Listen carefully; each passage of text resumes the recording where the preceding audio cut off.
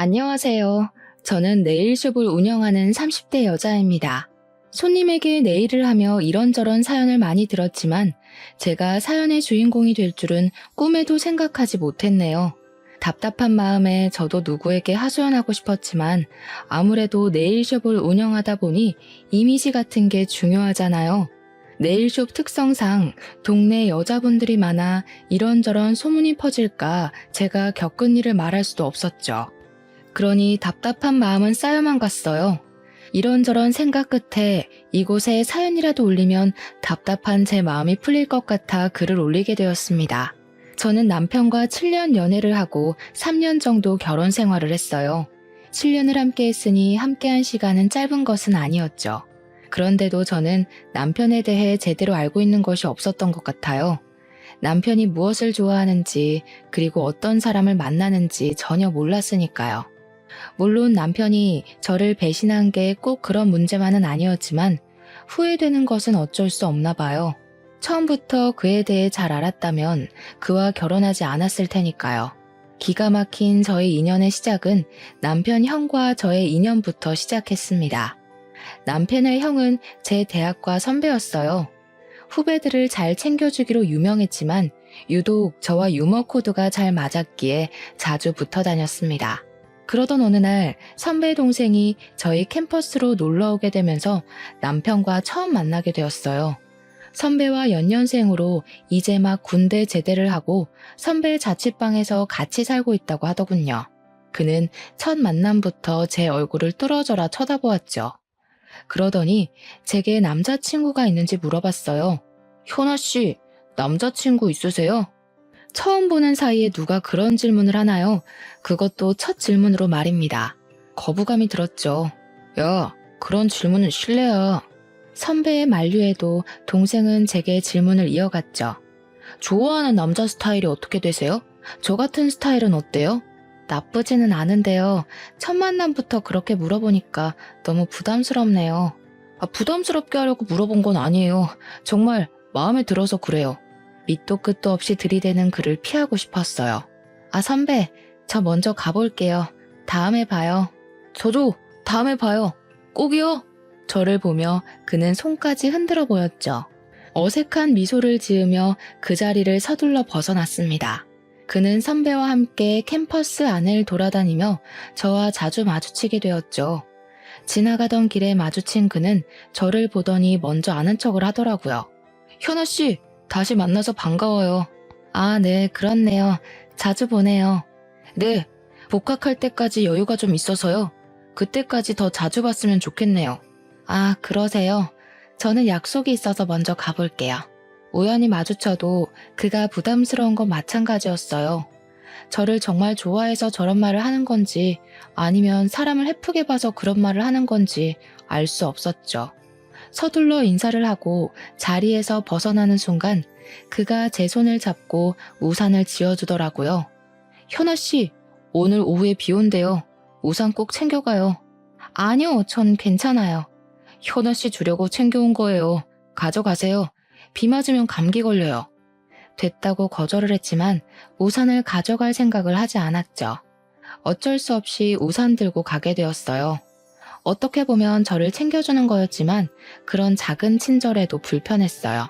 그의 적극적인 모습도 그리고 저를 향한 관심도 너무 부담스럽게 다가왔거든요. 결국 그 우산을 들고 친구를 만나 점심을 먹게 되었습니다. 친구와 점심을 먹고 식당 밖으로 나올 때였어요. 오전에는 맑았던 하늘에서 비가 내리는 겁니다. 친구가 제 손에 들린 우산을 들고 활짝 펼쳤죠. 그러면서 일기예보도 잘 챙겨본다고 칭찬을 하더라고요. 친구에게는 그 우산을 다른 사람에게 받았다는 말을 하지 못했어요. 잘 알지도 못하는 사람이었고 괜히 말하면 어떤 사람이냐고 계속 볼 것 같았거든요. 하지만 제 머릿속에는 이미 그가 떠올랐어요. 저를 위해 우산을 챙겼다는 말이 계속 생각났거든요. 다음에 만나면 우산 잘 썼다고 감사 인사를 남기고 싶었지만 선배와 함께 다니던 그의 모습은 더 이상 보이지 않았습니다. 선배에게 그에 대해 물어볼까 싶다가도 입이 잘 떨어지지 않았어요. 보기 싫을 때는 아무리 찾아도 보이지 않던 그가 찾을 때는 보이지 않자 왠지 보고 싶어지더라고요. 우연히 선배와 마주치게 되면 저도 모르게 두리번거리며 그를 찾고 있었어요. 그를 다시 만나게 된 건 보름 정도 흘렀을 때였어요. 시내 거리에서 걸어오는 그를 보고 한달음에 달려가 그에게 먼저 인사를 건넸죠. 준경 씨, 저번에 우산 너무 고마웠어요. 그동안 무슨 일 있었어요? 한동안 안 보이던데요. 아, 효나 씨, 그동안 잘 지내셨어요? 네, 복학 준비를 하고 있어서요. 우리 학교도 여기서 멀지 않아서 자주 볼 수 있겠네요. 그래요? 잘 됐네요. 우리 자주 봐요. 정말 신기했어요. 한번 무너진 경계의 벽은 순식간에 사라져버렸거든요. 처음에는 감사한 마음에 그와 이야기를 나누었던 것 같아요.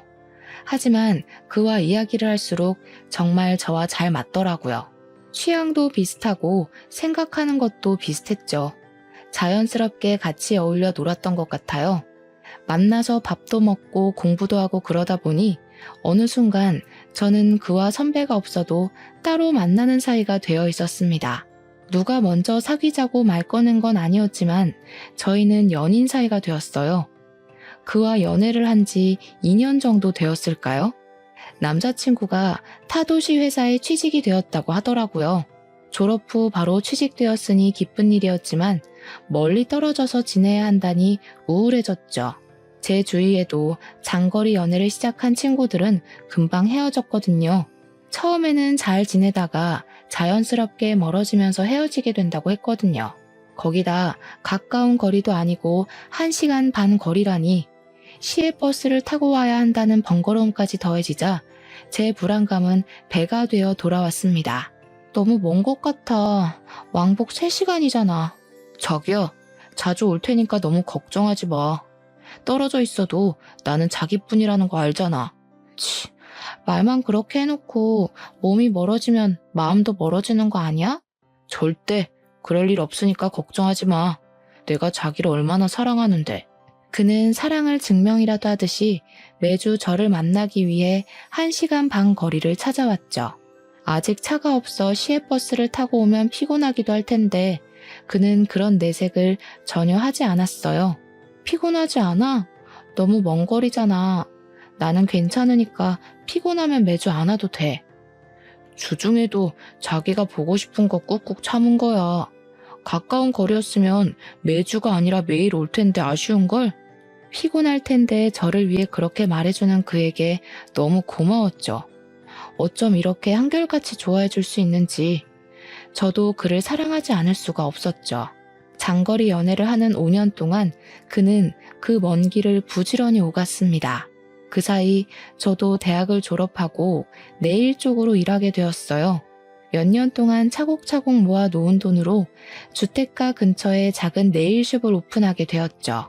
대출을 껴서 오픈한 숍이었지만 저만의 작은 공간이 생겼다는 것만으로도 너무 행복했어요. 그때 결혼 생각도 들었습니다. 마음이 통했는지 그가 먼저 결혼을 하자고 청혼을 했죠. 현아야, 나와 결혼해 줄래? 평생 행복하게 해줄게. 정말? 당연하지. 나도 자기를 행복하게 해주고 싶어. 연애 기간 동안 한 번도 저를 실망시킨 적이 없었기에 그의 청혼을 흔쾌히 받아들였습니다. 저희는 연애를 시작한 지 7년 만에 결혼을 하게 되었죠. 결혼했더라도 저희는 1년 동안 주말 부부로 지내야 했어요. 남편이 회사에서 맡은 프로젝트가 있어 그만둘 수가 없기도 했지만 신혼집을 구할 때 대출을 받았기에 경제적으로도 남편이 계속 일을 해야 했습니다. 하지만 결혼했어도 혼자 지내는 시간이 길어지자 외로웠어요. 결혼하고도 텅 빈 집에 홀로 있으려니 정말 결혼한 게 맞는지 연애할 때와 달라진 게 없어 보였습니다. 그때는 떨어져 지내는 외로움이 너무 컸던 것 같아요. 언제 다시 함께할지 모르는 시간이 더욱 길게만 느껴지기도 했죠. 당시에 저는 제 네일숍을 정리하고 남편이 사는 지역으로 내려가고 싶었어요. 그래서 남편에게 넌지시 말을 꺼냈습니다. 자기야, 내가 자기 곁으로 갈까? 떨어져 지내다 보니까 너무 외로워. 자기 곁에 있고 싶어. 어구, 남편이 없어서 그렇게 외로워? 그런데 겨우 거기서 자리 잡았는데 여기 오면 다시 처음부터 시작해야 하잖아. 다시 생각해보는 건 어때? 우리 결혼한 지 1년이나 됐는데 연애할 때랑 하나도 달라진 게 없는 것 같아. 아이라도 있으면 결혼했다는 게 실감이라도 날 텐데 언제까지 이렇게 지내는 건 싫어. 처음부터 다시 시작하더라도 자기랑 같이 있고 싶어. 그렇지만 우리 아직 아파트 대출도 남았는데 자기가 내려오는 건 아닌 것 같아. 이번 프로젝트 끝나면 내가 이직하는 게 어떨까? 외로워도 조금만 참아. 반년 뒤 남편은 회사를 정리하고 제 곁으로 오게 되었죠. 남편은 직장을 이직해야 했지만 저와 함께 한다는 것만으로도 정말 좋아했어요. 남편과 함께 있으니 자연스럽게 아이를 원하게 되었죠. 그 전에는 남편과 떨어져 지내서 아이가 안 생긴다고 생각했지만 같이 지내도 아이는 쉽게 생기지 않았어요. 시부모님도 남편과 같이 지내고 난 후부터 은근히 아이를 기다리시기 시작하셨어요. 너희 아이가 아직이냐? 이제 같이 사니까 서둘러 가져라. 그래야 부부 사이도 더 돈독해지는 거야. 네, 어머니. 저희도 아이를 가지려고 하는데 빨리 안 찾아오네요. 뭘 기다려. 요즘 다들 병원에서 가지더라.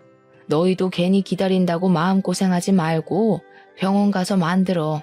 병원에 가서 아이를 가지라는 말에 처음에는 거부감이 들었어요. 아이를 낳고 싶은 건 맞지만 굳이 그렇게까지 해서 아이를 가져야 하나? 하는 생각이 들었거든요. 그런데 남편이 아이들만 보면 발길을 멈추고 한참을 쳐다보더라고요. 자기야, 아이 너무 귀엽지 않아? 아이들은 정말 천사 같아. 자기 닮은 딸 낳으면 정말 예쁠 텐데. 남편이 아이를 좋아하는 건 알고 있었지만 이렇게 자신의 아이를 원하고 있을 줄은 생각하지 못하고 있었죠. 아이를 그렇게 원하니 저도 의술의 도움을 받아서라도 아이를 가져야겠다고 생각했죠. 결국 난임 전문 병원을 찾아가게 되었습니다. 병원에만 가면 바로 생길 줄 알았던 아이는 인공수정 3번으로도 생기지 않았죠. 그때 제게 의사 선생님이 시험관을 해보는 게 어떠냐고 말하더군요. 인공수정까지 했는데 여기까지 와서 아이를 갖는 걸 포기할 수는 없었습니다. 저희 부부가 시험관을 시작할 때쯤이었어요. 아주버님이 좋아하는 사람이 생겼다고 말했죠. 대학 내내 여자에게 관심조차 주지 않았던 선배에게 여자가 생겼다니 놀라움에 입을 다물지 못했어요. 나 좋아하는 사람 생겼어. 부모님에게 보여드리기 전에 너희에게 먼저 소개해주려고 하는데 이번 주 토요일쯤 괜찮아? 아주버님의 연애 소식에 가장 좋아한 사람은 바로 남편이었죠. 진짜? 당연히 시간 없어도 만들어야지. 축하해, 형. 무슨 마음 먹고 연애를 시작한 거야? 정말 좋은 사람이야. 너희도 만나보면 정말 마음에 들 거야. 아주버님은 저희 마음에 들 거라고 호언장담했죠. 그래서였을까요? 남편은 토요일이 되기를 학수고대하면서 기다리고 있었죠. 처음 본 아주버님의 여자친구는 참 작고 귀여운 얼굴을 하고 있었어요.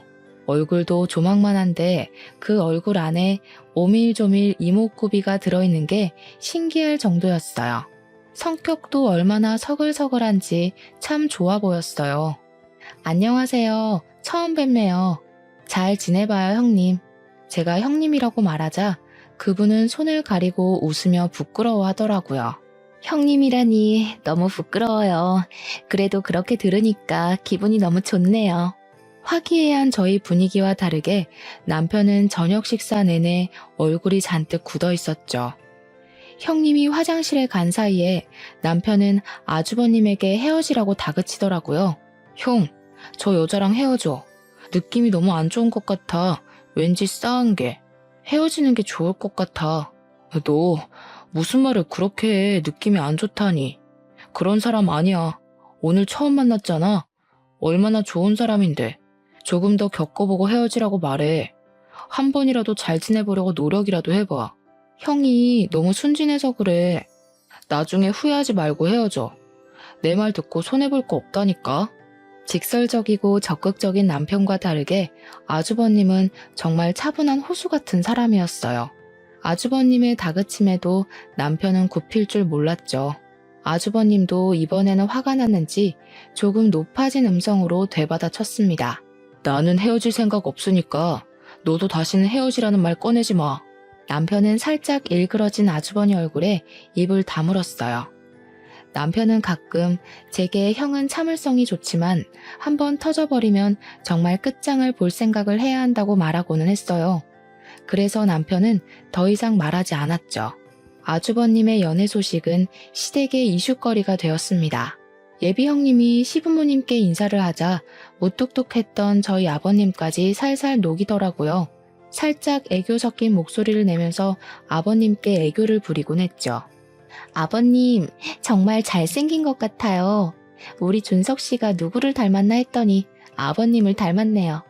물론 어머님도 미인이시지만 아버님 유전자를 조금 더 가진 것 같아요. 형님의 칭찬에 아버님의 입꼬리가 승천하기 시작했죠. 아직 아주버님과 결혼 전이었지만 이미 시댁 식구에게는 큰 며느리로 통하고 있었습니다. 아버님 말끝에 언제나 우리 큰며느리라는 말을 입에 달고 살 정도였죠. 우리 큰며느리 노랗고 동글동글한 과일 좋아한다고 했었나? 아, 망고요? 네, 맞아요. 맞다, 망고.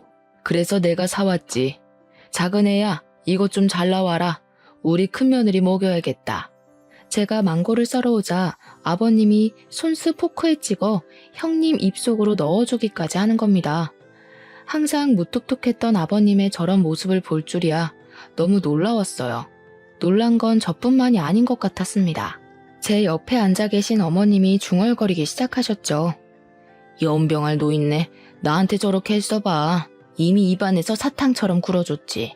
아주 그냥 둘이서 죽이 착착 맞아서 쇼핑하러 다니고 난리가 났다. 아버님과 죽이 잘 맞았던 형님은 어머님을 제외하고 둘이서 쇼핑하러 다닐 정도로 친하게 지내고 있었죠. 그 친화력이 저는 부러울 정도였습니다. 형님은 사람에게 벽이 없는 건지 신기하기도 했죠. 남편도 그 모습에 불만이 많아 보였습니다. 자기는 형수랑 친하게 지내지 마. 알았지? 아무래도 보통 내기가 아닌 것 같아. 왜 그렇게 남편은 형님을 싫어하는 건지 도통 이해가 되지 않았어요. 시댁 식구들과 잘 지내고 허물없이 지내면 좋은 거 아닌가요? 첫 만남 자리에서부터 형님을 경계하고 멀리하는 남편이 이상해 보일 정도였죠. 저희가 아주버님께 형님을 소개받은 지 3개월 정도가 지났을까요? 어느 순간 남편이 형님과 정말 죽이 잘 맞을 정도로 잘 지내기 시작했어요. 아, 형수, 고향이 광주예요? 저 거기서 오랫동안 살았어요. 전에 다니던 회사가 거기였거든요. 아, 정말요? 우와, 이런 우연이 다 있네요. 꼭 동양 사람 만난 것 같아서 너무 좋네요. 둘은 같이 공유할 것을 찾았는지 한참을 이야기하더라고요. 남편의 달라진 모습을 보고 가장 좋아했던 사람은 바로 아주머님이셨어요. 거봐, 나쁜 사람 아니라고 했잖아. 정말 좋은 사람이야.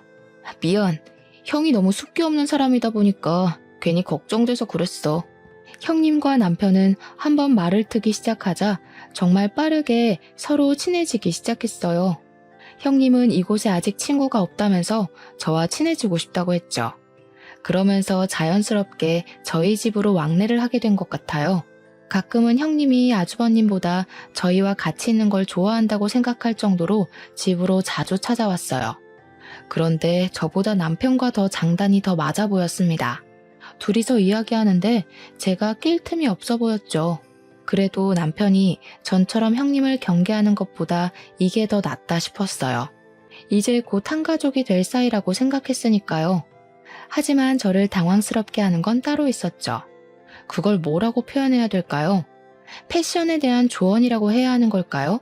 함께 식사하는 자리에 남편이 제가 골라준 하늘색 남방 셔츠를 입고 나간 적이 있었어요. 파스텔 톤이 아닌 청색에 가까운 셔츠였죠. 형님은 남편이 입은 셔츠를 보더니 옷이 안 어울린다고 하더라고요. 서방님, 그 색 잘 안 받는다. 좀 더 파스텔 톤이 어울리는데. 서방님 피부톤이 조금 어두운 편이잖아요. 더 밝은 색 입어요. 저희 남편 피부 그렇게 어두운 편 아닌데요. 여름이라서 조금 타서 그래요. 서방님은 원래 살짝 어둡지. 형님 말에 당황스러웠어요. 제 남편 피부톤을 제가 더 잘 알지 않겠어요? 물론 남편이 백옥 같은 피부는 아니었지만 그렇다고 옷을 골라 입을 정도의 피부톤을 가지고 있는 건 아니었거든요. 그런 일은 그것뿐만이 아니었어요. 제가 남편에게 골라준 향수가 남편 이미지와 다르다면서 새로운 향수를 사준다든지 제가 사준 가방이 들고 다니기 불편해 보인다며 다른 가방을 선물해 주었죠. 이런 걸 어떻게 받아들여야 할지 너무 난감했어요. 제가 보기엔 도가 지나친 오지랖처럼 보였거든요. 형님 너무하는 거 아니야? 내가 그렇게 센스가 없어? 왜 당신한테 사주는 것마다 꼬치꼬치 지적하지? 남편은 핸드폰을 보면서 시큰둥하게 대답했어요. 왜? 신경 써주면 좋은 거 아니야? 관심 있으니까 그런 말도 해주는 거지. 남편 말에 정말 별일도 아닌 일에 신경 쓰고 있는 건지 머리가 아팠어요. 손가락으로 관자놀이를 꾹꾹 눌렀죠. 너무 스트레스 받지 마. 안 그래도 시험관 때문에 신경이 너무 예민해진 거 아니야? 별일도 아니잖아. 당시에 남편 말대로 지속적인 시험관 실패로 정말 예민해졌나 싶기도 했어요. 계속 임신에 실패해서 마음이 우울하기도 했거든요. 원인이라도 확실하게 있는 난임이면 모를까 둘 다 정상이라는데 아이는 계속 생기지 않았으니까요. 그러다 며칠 후 어머님 생신으로 시댁에 방문하게 되었을 때 일이었어요. 점심때 시댁 식구들이 모이기로 하면서 저는 이른 아침부터 시댁으로 가서 음식 준비를 해야 했죠. 밖에서 먹으면 편하겠지만 아버님의 까다로운 식성 때문에 집에 와서 외식은 거의 꿈도 못 꿀 일이었거든요. 그렇다고 시어머니 생신에 어머님이 밥상을 차리라고 할 수는 없잖아요. 어쩔 수 없이 제가 음식 장만을 떠맡게 되었죠.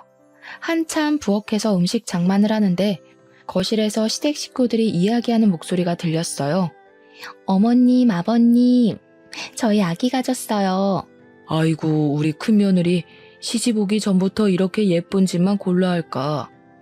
형님과 아주버님이 혼전 임신을 했다고 시댁 식구들 앞에서 말하고 있었죠. 아버님은 기다리던 손주를 보게 되었다며 너무 좋아하셨어요. 형수, 축하해요. 혼수 준비를 제대로 하셨는데요. 너무 부럽다. 우리도 빨리 아이 가져야 하는데. 남편이 입가 가득 미소를 지으면서 축하 인사를 건넸죠. 그런 남편 모습을 보고 있으려니 괜히 미안해지더라고요. 남편이 아이를 얼마나 기다리고 있었는지 알고 있으니까요. 두 분은 만난 지 몇 개월 만에 생긴 아이가 왜 우리에게는 이렇게도 더디게 찾아오는 건지 서운하기까지 했죠. 결혼 전인데 벌써 아이가 생겨서 너무 당황스러워요. 이 사람 배가 더 불러오기 전에 결혼식을 올려야 할 것 같아요. 형님과 아주버님은 결혼을 서두르겠다고 했죠. 그때 아버님이 자리에서 벌떡 일어나시면서 손을 내저었어요. 결혼을 서두르다니? 지금부터 결혼 준비한다고 해도 빠듯할 텐데. 배불러서 결혼식 올릴 테야? 아이 낳고 차분히 해라. 그래도 결혼식부터 하는 게 낫지 않을까요? 아이 낳고 하면. 그래 자기야. 아버님 말씀 듣자. 어른 말 들어서 손해볼 거 없어. 거 봐라. 너보다 우리 며느리가 더 똑똑하다. 기특하기도 하지. 형님을 바라보는 아버님 눈에서 꿀이 뚝뚝 떨어지고 있었죠. 그때 형님이 저와 눈이 마주치자 자리에서 벌떡 일어났어요. 어머, 이제 보니 동서 혼자 음식을 준비를 다 했구나.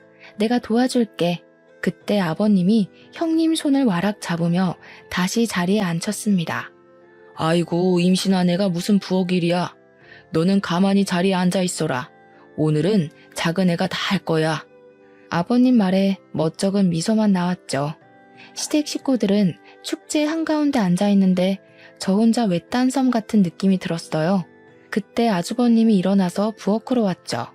재수씨, 제가 도와드릴게요. 혼자 음식 장만하느라 힘들었죠? 그때는 너무 감사하더라고요. 서운하고 울적했던 마음이 한꺼풀 가셨어요. 지금 생각해보니 시댁에서 항상 저를 도와주었던 사람은 제 남편이 아니라 아주버님이셨어요. 어머님이나 아버님이 제게 심부름을 시키면 먼저 나서서 하곤 했죠. 가끔은 무신경한 남편보다 아주버님이 제 시댁 생활의 버팀목 같았어요. 아주버님은 항상 제게 아주버님이기 전에 선배니까 어려운 게 있으면 마음 편히 부탁하라고 하시곤 했어요. 그런 말을 해줄 때면 정말 든든했죠. 형님이 임신하면서 저도 임신에 대해 조급함이 더 생기게 되었어요. 이미 인공수정을 3번이나 실패하고 시험관을 2번이나 실패한 상태였으니까요. 돈은 돈대로, 몸은 몸대로 많이 지쳐가고 있었죠. 제가 힘들어하는 게 남편 눈에도 보였는지 병원 다닐 때 버스 타지 말고 차를 가져가라고 하더라고요. 제가 사는 지역에는 난임 병원이 없었기에 시외버스를 타고 타 도시로 가야 했거든요. 자기야, 이번에 병원 갈 때 버스 타지 말고 내 차 가져가. 나는 버스로 출퇴근할게. 남편이 차를 운전해서 가라고 했지만 처음에는 고민이 되었어요. 이미 운전을 안 한 지 5년이 되어갔거든요. 네일숍이 집에서 가까운 거리라서 차에 대한 필요성을 느끼지 못하겠더라고요. 제가 타고 다니던 차는 결혼하면서 엄마에게 드렸죠. 시외 운전이 오랜만인데 괜찮을까? 그래도 시외버스 타고 또 시내버스 갈아타는 것보다 운전해서 가는 게 낫지 않겠어?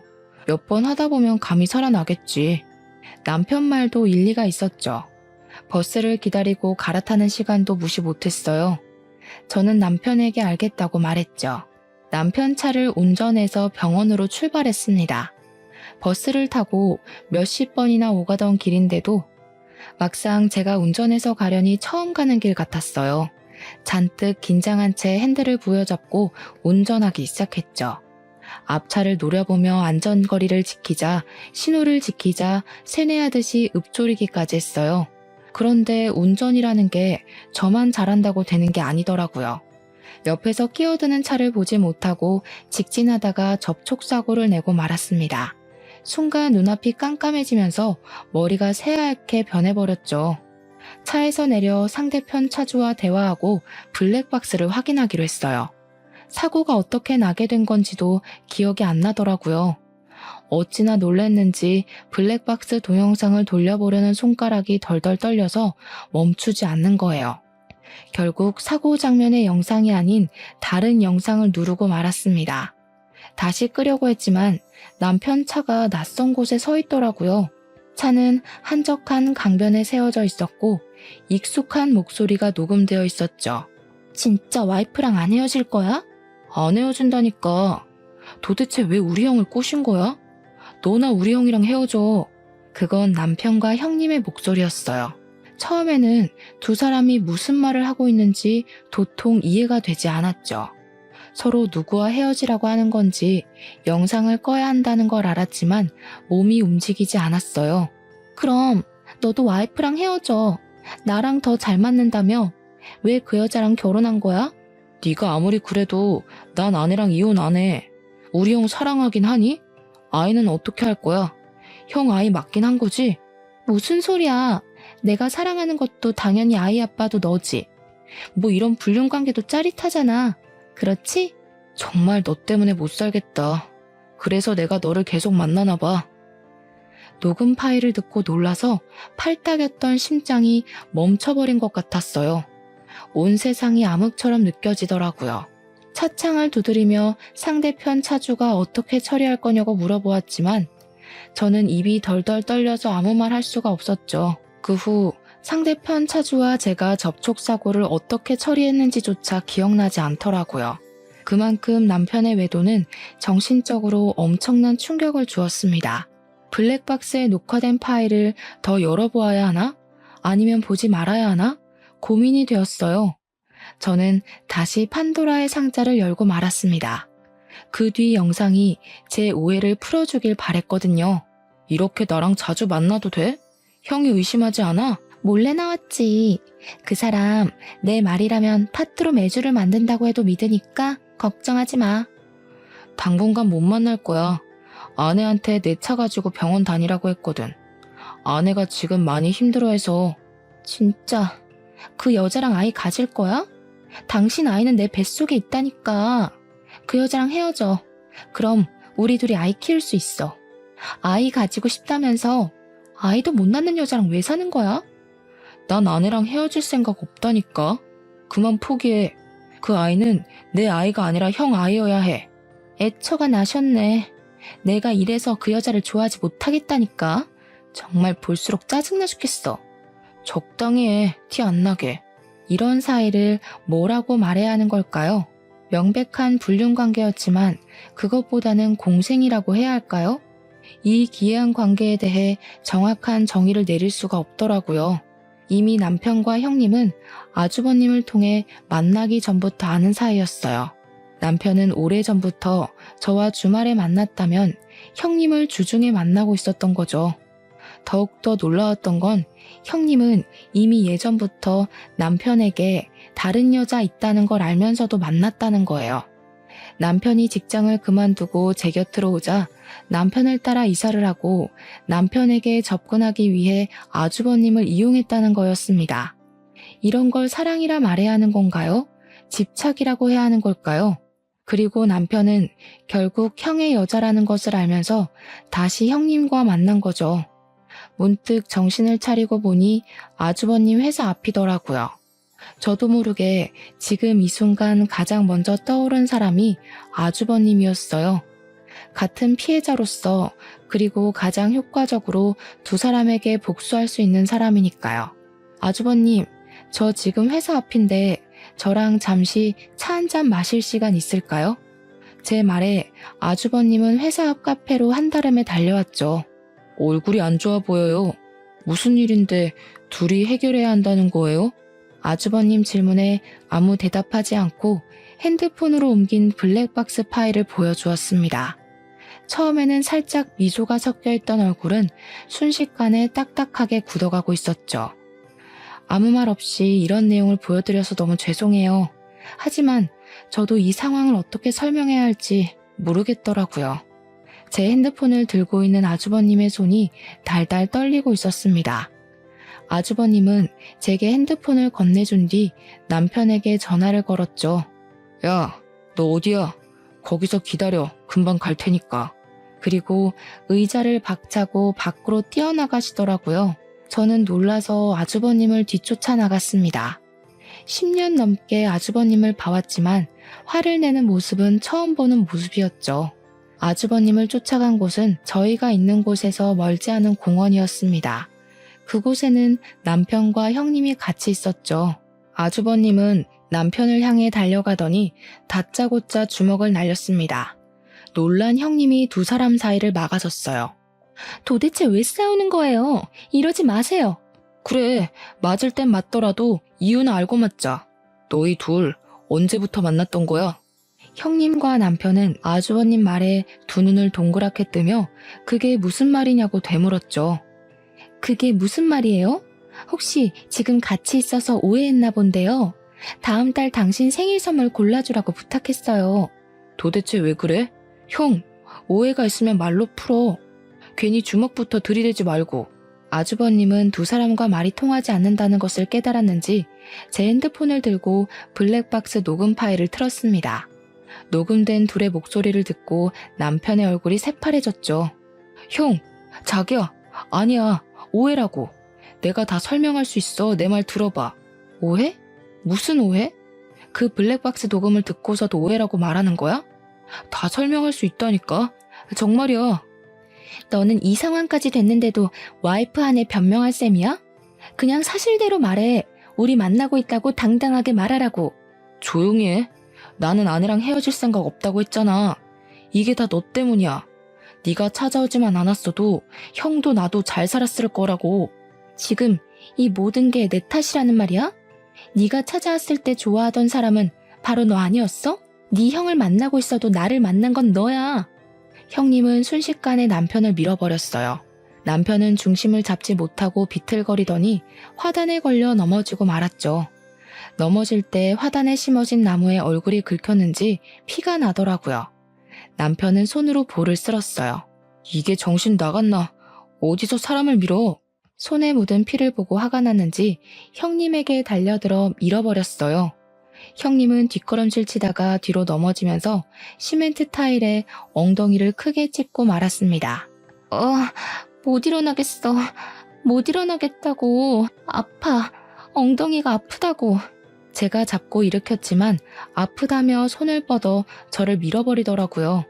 저까지 바닥에 엎어져 버렸죠. 그때 형님 다리 사이로 붉은 핏자국이 보이기 시작했어요. 아주버님이 서둘러 119에 신고했죠. 병원으로 이송된 뒤 의사는 형님에게 골반 골절 진단과 함께 양수가 터졌다고 말했어요. 골반이 골절되셨어요. 당분간 누워 지내셔야 합니다. 그것보다 지금 임신 5개월이라고 하셨는데 조기 양막 파열로 파수가 일어났어요. 초음파 결과 남은 양수가 거의 없어요. 그럼 어떻게 되는 거예요? 지금 아이 심장은 뛰고 있는데 양수가 없어서 생존하기 힘들어요. 출산하신다고 해도 아이가 너무 어려서 생존 확률이 거의 없어요.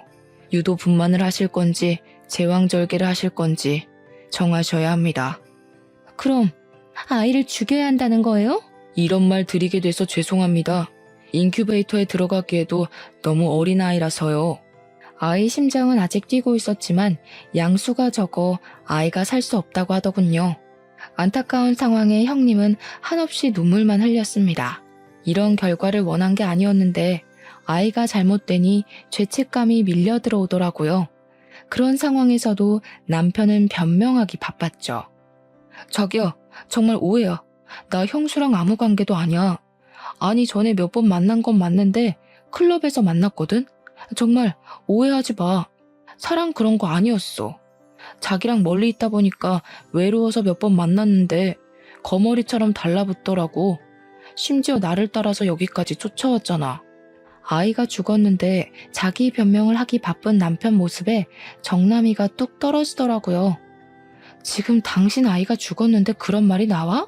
누가 내 아이라는 거야? 아니라니까. 형 아이를 자꾸 내 아이라고 우기는 거야. 전에 내가 만났던 여자라고 형한테 말할 수도 없고 내가 어떻게 하겠어. 더는 남편과 말도 섞기 싫어졌죠. 이미 상황이 이렇게 됐으니까 우리 이혼하자. 나는 이제 당신에 대한 신뢰도 믿음도 잃어버렸어. 난 당신하고 이혼할 생각 전혀 없어. 남자들 바람 피우는 거 한순간이야. 결국 조강지처한테 돌아온다는 말도 못 들어봤어. 결국 바람 피운 거 인정하는 거지? 당신이 이혼 못하겠다면 소송할 거야. 나는 더 이상 당신이랑 더러워서 못 살겠어. 바람 피운 것도 모자라서 이 핑계 저 핑계만 대는 모습이 정말 정남이 떨어진다. 남편도 화가 났는지 저를 향해 소리를 버럭 지르더군요. 뭐? 더러워? 정남이 떨어져? 이혼 소송? 그래, 하려면 해봐. 누가 이기나 보자고. 저희 부부는 재산 분할에 합의를 보지 못하고 결국은 이혼 소송까지 가게 되었습니다. 저는 남편 불륜으로 이혼하게 되었으니 위자료와 정신적 피해 보상을 요구했고 남편은 제가 이혼하기 위해 본인에게 불리한 증언을 내세운다고 우기고 있었죠. 법원에서 다시 만난 남편은 정말 당당해 보였어요. 워낙 남편의 귀책 사연은 뚜렷했고 증거도 있었으니 제가 승소할 거라고 믿어 의심하지 않았지만 남편 생각은 달라 보였습니다. 그 블랙박스 영상 증거로 사용 못해. 뉴스도 안 봤어? 불법 녹음은 증거 능력이 되지 못한다고. 결국 내가 바람 피웠다는 증거가 되지 못한다는 거지. 그래? 두고 보자. 당신이 나를 속이고 형님을 사람을 만나온 게 1, 2년이 아닌데 증거가 그것밖에 없겠어? 찾아보면 더 나오겠지. 그래, 할 수 있으면 해봐. 법이 그렇게 호락호락한 것 같아? 왜 그렇게 당당할까 했더니 블랙박스 파일이 증거로 채택되지 않을 거라고 확신하고 있었죠. 하지만 치열한 공방 속에 법원은 제 손을 들어주었습니다. 통신비밀보호법에 블랙박스 녹음은 해당하지 않는다는 이유였어요. 제가 강제로 설치한 게 아니었고 남편이 설치한 블랙박스에 우연한 사고로 제가 듣게 된 것이었으니까요. 저는 남편에게 위자료와 정신적 피해 보상을 받고 이혼하게 되었습니다. 법원을 나오면서 남편은 패소한 게 분한지 소리를 지르더군요. 아, 말도 안 돼. 이런 개 같은 경우가 어디 있어. 내 차 블랙박스를 강제로 받는데. 어디 있긴 여기 있지. 아직 대한민국에 정의가 있다는 거 아니겠어? 당신이 나를 속이고 형을 속이고 우리 둘을 농락한 벌에 비하면 너무 가볍지 않아? 나는 지금도 당신을 용서할 수가 없어. 당신 생각하면 아직도 치가 떨린다고. 지금도 반성조차 하지도 않잖아. 그래서 당신하고 이혼한 거야. 불륜이 아니라 뭘 잘못했는지 모르는 것 같아서 말이야. 저는 법원에서 두 눈을 크게 뜨고 저를 바라보는 남편을 두고 정류장으로 향했습니다. 아마 남편은 시간이 더 흐른다고 해도 자신이 어떤 잘못했는지 모르겠죠. 처음에는 당당하고 자신감 넘치는 그 모습이 사랑스러웠지만 이제 그 당당한 모습에 실망스러웠어요. 제가 사랑한 사람이 저렇게 못났던 사람이었을까 싶었죠. 그때 익숙한 차 한 대가 제 앞에 멈췄습니다. 아주버님 차였죠. 재수씨, 타세요. 데려다 드릴게요. 아무 말 없이 아주버님 차에 올라탔죠. 어쩌면 저보다 더 치명적인 상처를 입은 사람은 아주버님이셨으니까요. 저야 남편이랑 이혼하면 끝이지만 아주버님은 자신을 속이고 농락한 사람이 핏줄로 이어진 혈연이잖아요. 조용한 차 안에서 먼저 말을 꺼낸 사람은 아주버님이셨습니다. 동생 대신 제가 사과할게요. 사실 우리 관계가 이렇게 끝나는 것이 너무 아쉬워요. 그냥 좋은 선배와 후배로 남았으면 어땠을까 생각해요. 그럼 계속 얼굴 보고 살 수 있지 않을까요? 좋은 인연이 아니었으니 이렇게 된 거겠죠. 이게 왜 아주버님 탓이에요? 아주버님도 결국 피해자잖아요. 사실 내가 먼저 너를 좋아했어. 동생보다 먼저 말이야. 동생에게 네 이야기를 한 적이 있거든. 그런데 그 녀석이 궁금하다고 네 얼굴을 보고 온 뒤 사귀고 싶다고 조르기 시작하더라고. 난 당시에 너를 좋아한다고 말하지 못했어. 아주버님의 뜬금없는 고백에 놀랐습니다. 아무 말 하지 않고 두 눈을 동그랗게 뜨고 있자 멋쩍은 미소를 짓더라고요. 지금 와서 너랑 뭘 하겠다는 건 아니고 그때 내가 조금 더 솔직했더라면 네가 이런 일을 겪지 않을까 하고 말이야. 한 번도 아니고 두 번이나 내가 좋아하는 사람을 가로채 가니까 당시에는 화가 너무 났었어. 그런 모습 보여줘서 미안해. 그런 일을 겪고 화를 안 내는 게 비정상이죠. 약혼녀가 동생이랑 만나고 있는데 어떤 사람이 제정신이겠어요? 그러게. 지금 생각하면 무슨 매력에 끌렸나 싶긴 한데 아무튼 당연한 거지만 그 사람이랑은 헤어졌어. 그 사람도 이제 준경이한테 오만정이 떨어졌는지 고향으로 돌아가겠다고 하더라고. 뭐 태어나면 돌아가겠지. 짧은 대화였지만 아주버님의 대화를 듣고 많은 생각이 들었죠. 도대체 무엇을 얻기 위해 형님은 이곳까지 온 걸까요? 결국 모든 것을 다 잃었을 뿐인데 말이죠. 그 후 아주버님은 꾸준히 제 네일숍에 찾아왔어요. 처음에는 손님으로 왔다면서 투박하고 커다란 손을 제 앞에 내밀었어요.